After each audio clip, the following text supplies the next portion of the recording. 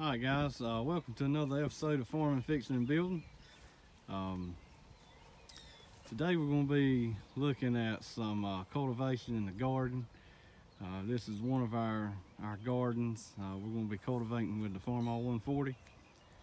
I wanted to show you a couple things, the way I got it set up, and kind of a looking homemade contraption here that I made. For the front lift, what we're trying to do, you can see one row of these are green beans that I've plowed here. We got a lot of rain last week, about between 8 and 10 inches of rain, and some of my beans on the ends of the rows where the water stood, they just look pretty tough. And anyway, so we're going through here trying to get some of the weeds that escape, and also just cultivating it to loosen up the soil from where we had those heavy packing rains. I got the farmall 140 here set up on the front lift. We got two sweeps, or actually four, but two on each side. We got a half sweep. We got a half sweep on the front, and by half sweep, I mean, let me see if I can get where you can see this better. By half sweep, you can see that it's only got one wing on it. And what that does is that allows us to be a little more, you can get a little closer to the plant and not worry about covering it up, which, you know, we're not going to, as big as these beans are now, we're not going to cover them up. But and then next to it, we got about a 8-inch sweep here, and this is a full sweep.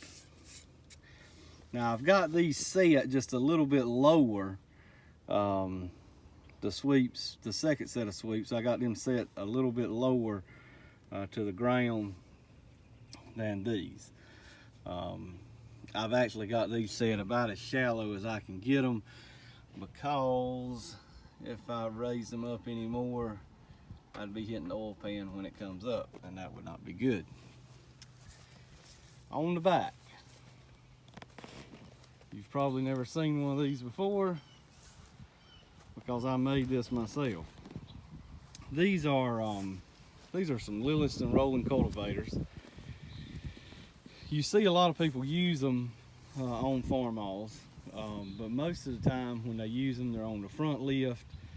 They're on this janky little shank thing that, and I got a couple of those things, but I hate them. I have never been able to get them set right to throw, move dirt the way I want them to do it. There's a guy that posts some YouTube videos, JT West. He does a really good job with the ones on his, so hats off to you, JT. But I can't set them like that. So what I did was, I've got several of these old lilliston cultivators, and these are actually the bars that they come on. So they are made like this from the factory on these bars. And I cut the front section off. I welded a piece of 2-inch square tubing, and then I took the torch and made me a fast hitch here, and welded it in the center, and then used a few pieces of 2-inch flat to give me some bracing. And now I can take these cultivators and I can turn them and set them the same way that I would if they were on a factory lilliston cultivator. And so I have found that works a whole lot better for me. Not saying that everybody has to do something like this, but this is the way that I found that they work good for me. I like them on the back lift a lot better than the front lift. For one main reason is that the back lift on a farmall tends to have a little more float to it. You can kind of set how much float with these springs, and also the rear lift bar over there. But these do a pretty good job, and I'll give you some footage of that as we're going down the road here in just a few minutes. I know I put a video up about the lilliston cultivators last week or so when we were plowing corn, and I showed you a little bit about them. But these here are marked. All the cultivators, now most of the ones that you see sitting in the woods and stuff, you know, the paint's all rusted off of them and all that. But there is a left and a right, or a 1 and a 2. If you see this one, it's got the number 1 right there. And this one here has the number 2. If you look right here, soil moves this way and it's got an arrow pointing that way. And then this one, soil moves the other way. Okay? And so anyway, you want to always match them up if you can, to where where you got, you know, the 1 on the right side and the 2 on the left side. You can see if you can't tell with the if yours doesn't have stickers or anything on them, you can see I've got the curvature here, okay, facing to the left. It's going to throw dirt to the right. Now this is looking at it from the back, and so if you're looking at it from the front, you'd need to reverse that. Same with this one. Got the curvature here on the right, and it's going to throw dirt to the left. Okay, if I want to be a little more aggressive with these things, I can loosen that nut there and this nut here. I can spin it.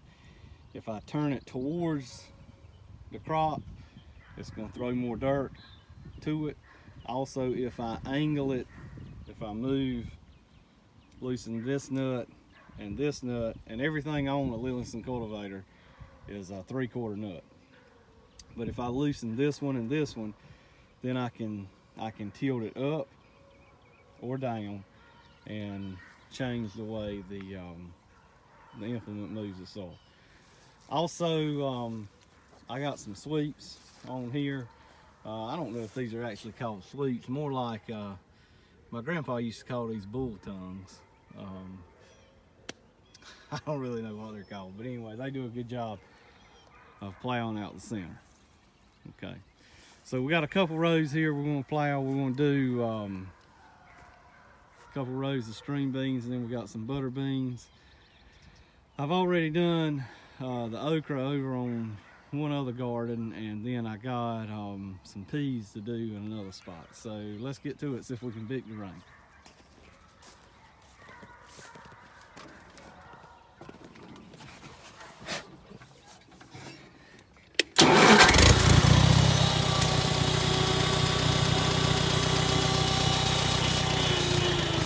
Front lift, I don't want to put it down real aggressive, just enough to kind of loosen everything up. The rear lift, this is your front lift here, rear lift throttle here. I'm gonna put the rear lift all the way down. Got it in first gear, so we're not gonna go really fast.